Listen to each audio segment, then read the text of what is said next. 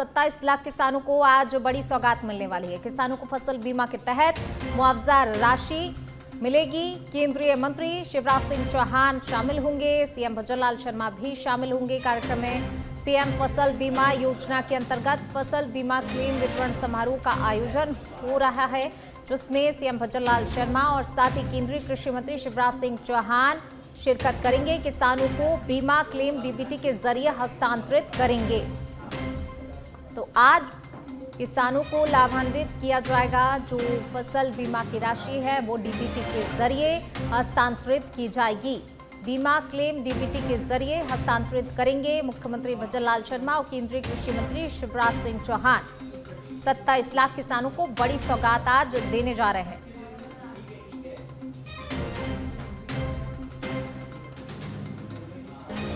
देखिए, पीएम फसल बीमा योजना के अंतर्गत फसल बीमा क्लेम वितरण समारोह का आयोजन हो रहा है आज, जिसमें राजस्थान के मुख्यमंत्री भजनलाल शर्मा और केंद्रीय कृषि मंत्री शिवराज सिंह चौहान शामिल होंगे और किसानों को लाभान्वित करेंगे। किसानों को बीमा क्लेम डीबीटी के जरिए हस्तांतरित करेंगे। तो 27 लाख किसानों को आज जो है बीमा क्लेम डीबीटी के जरिए वितरित किए जाएंगे। 27 लाख किसानों को बड़ी सौगात मिलने जा रही है। किसानों को फसल बीमा के तहत मुआवजा राशि मिलेगी।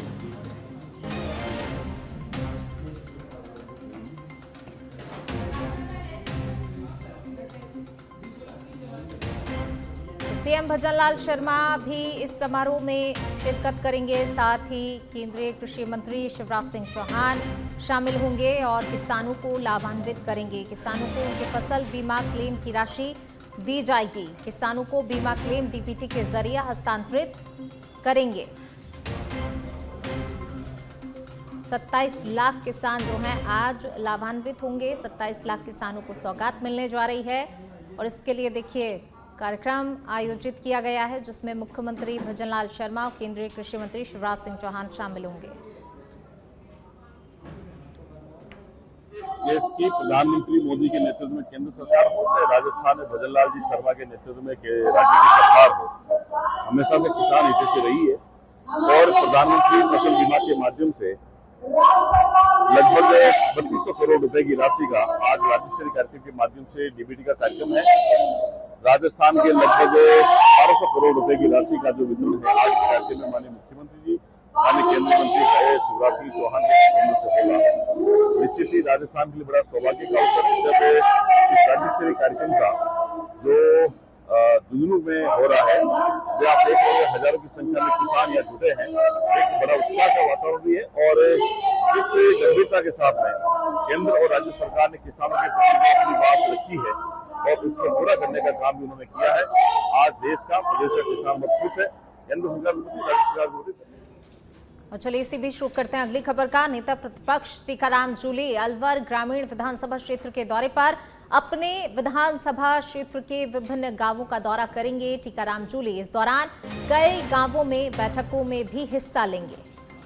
तो नेता प्रतिपक्ष टीकाराम जूली अलवर के दौरे पर रहेंगे, जिसमें कई गांवों में बैठकों में भी हिस्सा लेने का उनका कार्यक्रम है। अलवर के दौरे पर रहने वाले हैं। अलवर ग्रामीण विधानसभा क्षेत्र के दौरे पर नेता प्रतिपक्ष टीकाराम जूली अपने विधानसभा क्षेत्र के विभिन्न गांवों का दौरा करेंगे। कई जो कार्यक्रम हैं उनमें हिस्सा लेंगे, बैठक भी करने वाले हैं टीकाराम जूली। चलिए बढ़ेंगे आगे, बात अगली खबर की। डीजीपी राजीव कुमार शर्मा आज दिल्ली में बीपीआरएडी की बैठक में शामिल होंगे। दिल्ली में 1 बजे से लेकर दोपहर 3 बजे तक ये बैठक चलने वाली है। न्यू क्रिमिनल लॉ को लेकर बैठक में डीजीपी शामिल होंगे। आईबी से जुड़े हुए अफसरों से मुलाकात प्रस्तावित है। कल सुबह तक डीजीपी का जयपुर लौटने का भी कार्यक्रम है। तो न्यू क्रिमिनल लॉ को लेकर बैठक में शामिल होंगे डीजीपी। आईबी से जुड़े हुए अफसरों से मुलाकात का कार्यक्रम भी उनका प्रस्तावित है। मुलाकात करेंगे, कई बिंदुओं को लेकर यहां पर बातचीत होगी और उसके बाद कल सुबह तक डीजीपी का जयपुर लौटने का भी कार्यक्रम है। चलिए बढ़ेंगे आगे। जयपुर से खबर आपको बता रहे हैं, डेपुटेशन पर आए 98 कर्मचारी नहीं छोड़ रहे मलाईदार एफएसओ की कुर्सी। लैब टेक्नीशियन, क्लर्क और फार्मासिस्ट बन बैठे हैं फूड सेफ्टी ऑफिसर। वर्षों से कुर्सी से चिपके बैठे हैं डेपुटेशनर धारी, नहीं देना चाहते हैं युवाओं को कोई भी मौका। कोर्ट से आयोग करार, फिर भी सिस्टम में जमे हुए हैं ये 98 चेहरे। एफएसओ 2022 के चयनित अभ्यर्थी परेशान हो रहे हैं और इनकी तरफ से आरोप भी लगाए गए हैं। आरोप है डेपुटेशन धारियों की साजिश से भर्ती लटकी है। मलाईदार पोस्ट छोड़ने को तैयार ही नहीं है ये। हर मोर्चे पर भर्ती में रोड़े डाले जा रहे हैं। योग्यता नहीं है लेकिन सिफारिश और पहुंच के दम पर कुर्सी पर कब्जा करने का आरोप है इन पर।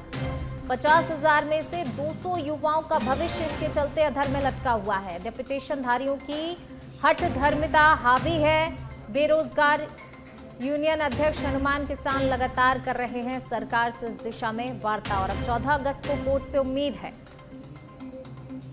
चलिए और ज्यादा बातचीत के लिए हमारे सहयोगी कुणाल हमारे साथ जुड़ रहे हैं। कुणाल, डेपुटेशन धारी जो है कुर्सी पर जमे हुए बैठे हैं और देखिए तमाम तरह के आरोप लगाए जा रहे हैं इन पर। जो अभ्यर्थी हैं वो भी परेशान हो रहे हैं और अब ऐसे में उम्मीद है सरकार से कि आखिरकार क्या आगे होगा।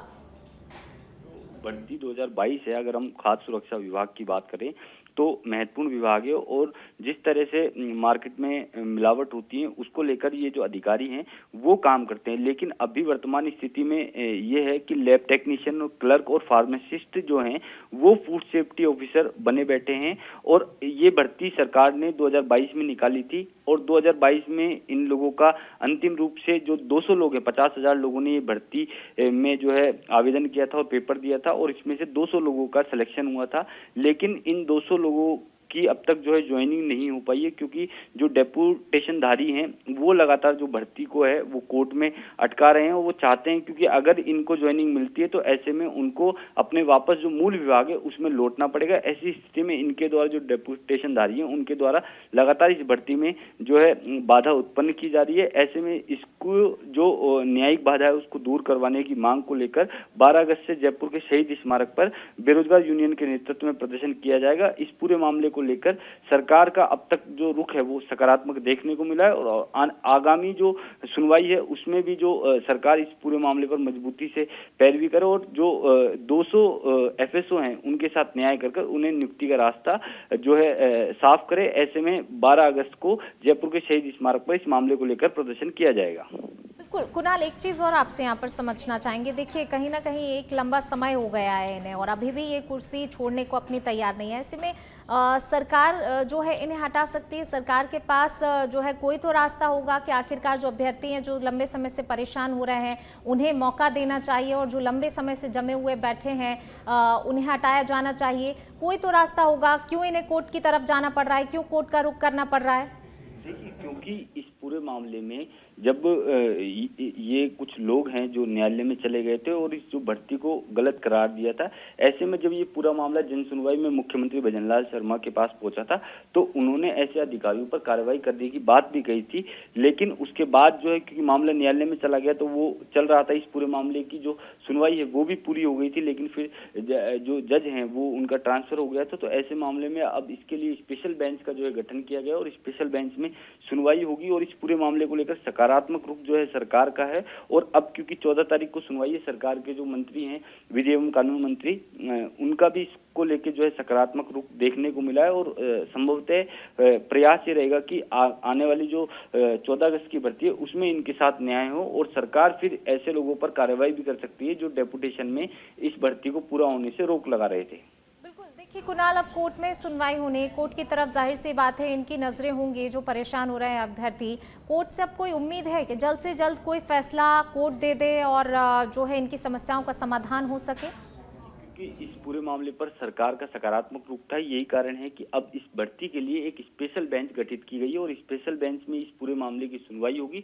आने वाले 15 दिनों में जो इसका समाधान है वो जो भी समाधान होगा वो हो जाएगा क्योंकि स्पेशल बेंच का गठन जो है सरकार के निर्देश पर विशेष रूप से यहाँ पर किया गया है। तो कह सकते हैं कि आने वाले 15 दिन महत्वपूर्ण है और 15 दिनों में इस पूरी भर्ती का जो समाधान है वो होता हुआ नजर आ सकता है।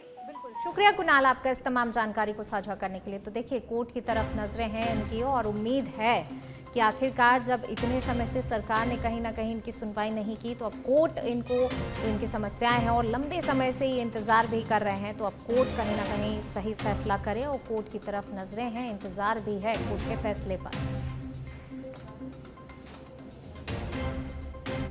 चलिए बढ़ेंगे आगे बात अगली खबर की। मंत्री झावर सिंह खर्रा एक दिवसीय दौरे पर भरतपुर पहुंचे, जहां पर उन्होंने नगर निगम भरतपुर में विभिन्न विकास कार्यों और योजनाओं का लोकार्पण एवं शिलान्यास किया।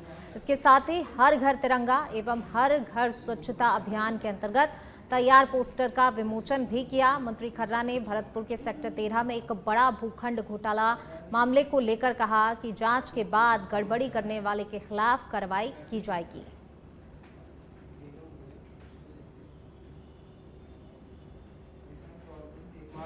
यहाँ के अधिकारियों से चर्चा हुई और उस चर्चा में पिछले 1.5 साल में पहले नगर विकास न्यास था, जो बाद में नगर निगम बन गया, नगर परिषद से नगर निगम बन गया और नगर विकास न्यास भरतपुर विकास प्राधिकरण बन गया। उसमें पिछले 1.5 साल में क्या क्या काम हुए उस पर चर्चा हुई। उसकी एक छोटी सी प्रदर्शनी जो भी आप लोगों ने देखी और यहाँ की भरतपुर की जो मूलभूत समस्याएं थी उनको लेकर भी भरतपुर विकास प्राधिकरण के आयुक्त से, नगर निगम के आयुक्त से और जिला कलेक्टर से चर्चा हुई और जल्दी ही एक बार फिर भरतपुर का भौतिक निरीक्षण करने के लिए। और हरियाणा बीजेपी प्रभारी डॉक्टर सतीश पूनिया ने खेला क्रिकेट। जयपुर में महाराजा कॉलेज के अपने मित्रों के साथ उन्होंने क्रिकेट खेला है। क्रिकेट खेलते नजर आए हैं सतीश पूनिया। डॉक्टर सतीश पूनिया ने महाराजा कॉलेज जयपुर से ग्रेजुएशन किया था, राजस्थान यूनिवर्सिटी से पोस्ट ग्रेजुएशन और पीएचडी की थी। तो देखिए एक अलग ही रूप में नजर आए हैं सतीश पूनिया क्रिकेट खेलते हुए और अपने मित्रों के साथ उन्होंने क्रिकेट खेला है। राजस्थान यूनिवर्सिटी से पोस्ट ग्रेजुएशन और पीएचडी की थी सतीश पूनिया ने। देखिए एक अलग अवतार, एक नए अंदाज में नजर आए हैं, क्रिकेट खेलते हुए नजर आए हैं डॉक्टर सतीश पूनिया। हरियाणा बीजेपी प्रभारी हैं सतीश पूनिया और देखिए आज एक अलग अंदाज देखने को मिला है। और अब खबर जयपुर से है, जहां अशोक विहार संघर्ष समिति के सदस्यों ने एक बार फिर मुख्यमंत्री जन सुनवाई केंद्र में ज्ञापन सौंपा है। ज्ञापन में जेडीए से मूर्ति कला कॉलोनी चतुर्थ की तर्ज पर अशोक विहार को भी पट्टे जारी करने की मांग की है। संघर्ष समिति के अध्यक्ष धर्मेंद्र सिंह परिहार ने बताया कि जेडीए बार बार इस आधार पर पट्टे देने से इनकार करता रहा है कि जिस भूमि पर अशोक विहार बसा हुआ है उस पर जयपुर तहसीलदार रिसीवर है। 127 भूखंड धारकों में प्रशासन की इस कथित पक्षपातपूर्ण नीति को लेकर भारी आक्रोश है। समिति ने कहा कि ये न केवल असंवैधानिक है बल्कि हाईकोर्ट के उस आदेश के भी खिलाफ है।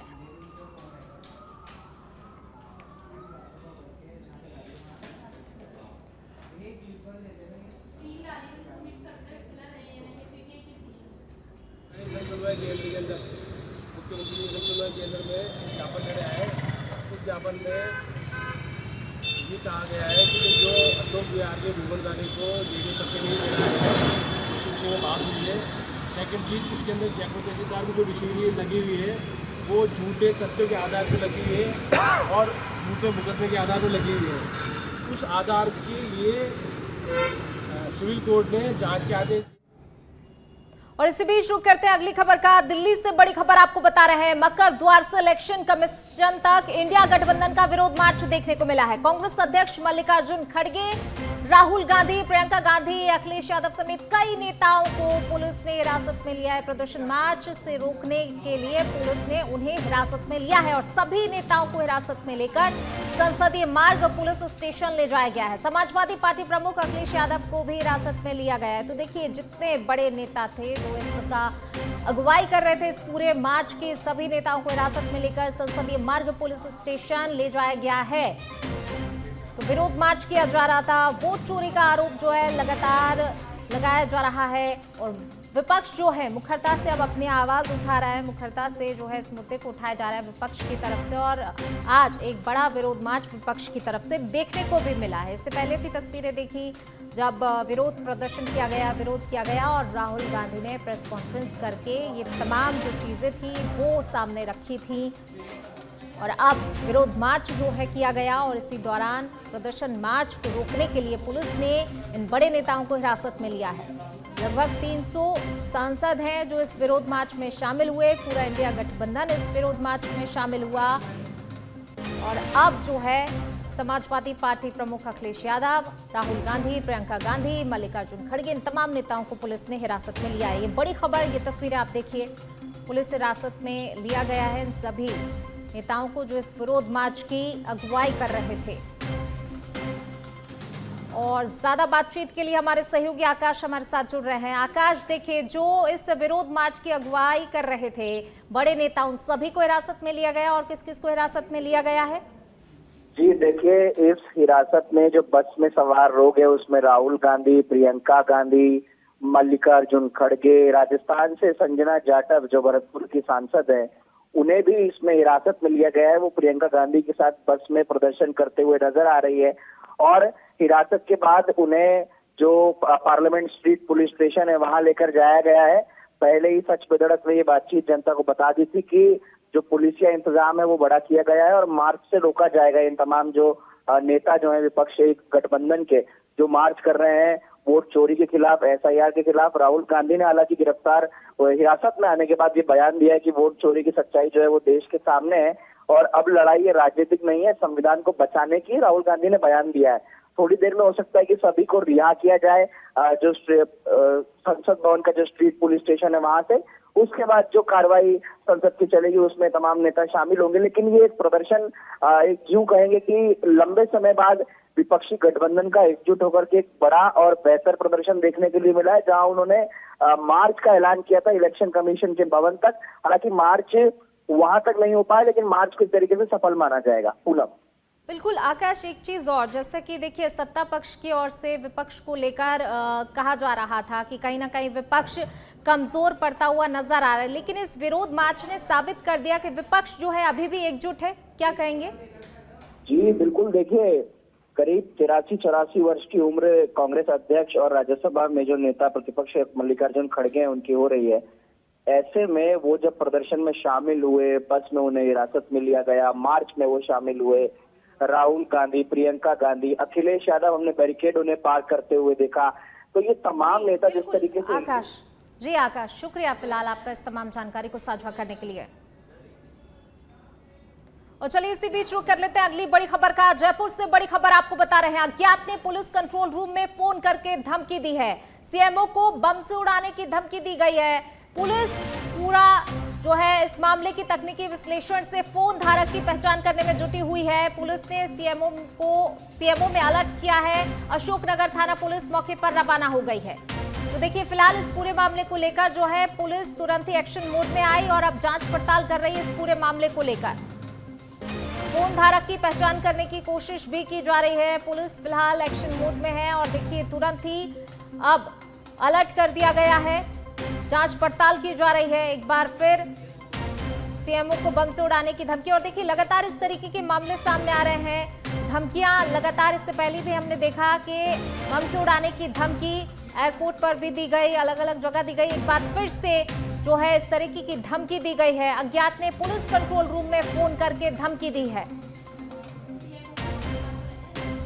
CMO को बम से उड़ाने की धमकी मिली है।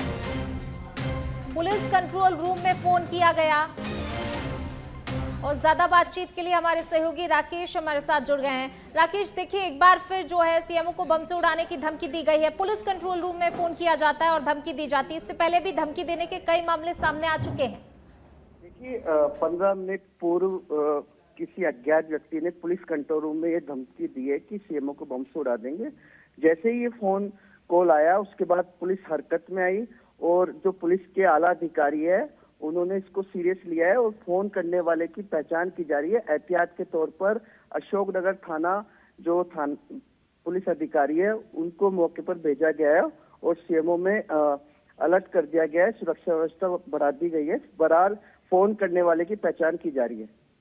जी राकेश, बिल्कुल, देखिए पुलिस एक्शन मोड में है और तुरंत ही इस पूरे मामले को लेकर जो है जांच पड़ताल भी शुरू कर दी गई। लेकिन जिस तरीके से एक के बाद एक धमकियां दी जा रही हैं, क्या माना जाए दहशत फैलाने की एक कोशिश है? देखिए इस तरह से मेल के द्वारा और फोन करके जो दहशत फैलाई जाती है, उसको लेकर पुलिस सतर्कता बरतती है। क्योंकि विगत कई महीनों से मेल के द्वारा भी कई प्रतिष्ठान, स्कूल, अस्पताल, इनको भी मेल के द्वारा धमकी दी गई थी, लेकिन पुलिस ने एहतियात बरतते हुए वहां पर सर्च चलाया, लेकिन इस तरह की कोई भी संदिग्ध वस्तु नहीं मिली। चूंकि पुलिस कंट्रोल रूम में फोन करके इस बार धमकी दी गई है। क्योंकि अब ये फोन कहां से आया, किसने किया, अभी पुलिस की पड़ताल में सामने आएगा। क्योंकि अभी जो पुलिस के आला अधिकारी है, इसको लेकर एहतियात बरत रहे और मौके पर सर्च के लिए टीम रवाना कर दी है। जी, शुक्रिया इसका तमाम जानकारी को साझा करने के लिए।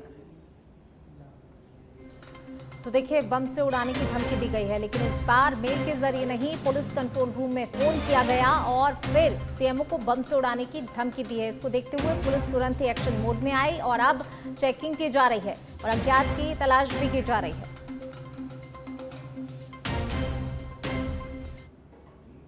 चलिए बढ़ेंगे आगे बात अगली खबर की। रामदेवरा समेत आसपास के ग्रामीण अंचलों में रहने वाले पशुपालकों को इन दिनों काफी असुविधा का सामना करना पड़ रहा है। अधिकांश लोग पशुओं के सहारे अपना जीवन यापन करते हैं, लेकिन रामदेवरा क्षेत्र में पशु के उपचार करने के लिए बना पशु चिकित्सालय में पिछले लंबे समय से कोई भी व्यवस्था नहीं है। पशु चिकित्सालय भी बंद पड़ा हुआ है और यहाँ पर पशुपालकों को दवाई सहित अन्य प्रकार की कोई भी सुविधा नहीं मिल पा रही है। पिछले लंबे समय से पशुपालक प्रतिदिन पशु चिकित्सालय के चक्कर काटकर परेशान हो रहे हैं और इस संबंध में पशु चिकित्सालय विभाग की तरफ से किसी भी प्रकार की कोई भी कार्रवाई नहीं की जा रही है। दवाई के लिए तो क्या पशु हॉस्पिटल आपको टाइम पर खुला नहीं मिलता है? नहीं मिलता। फिर दवाइयों को लेकर क्या बोल रहे? ऐड नहीं बेचे बीजल दूसरों को बेच रहे हैं।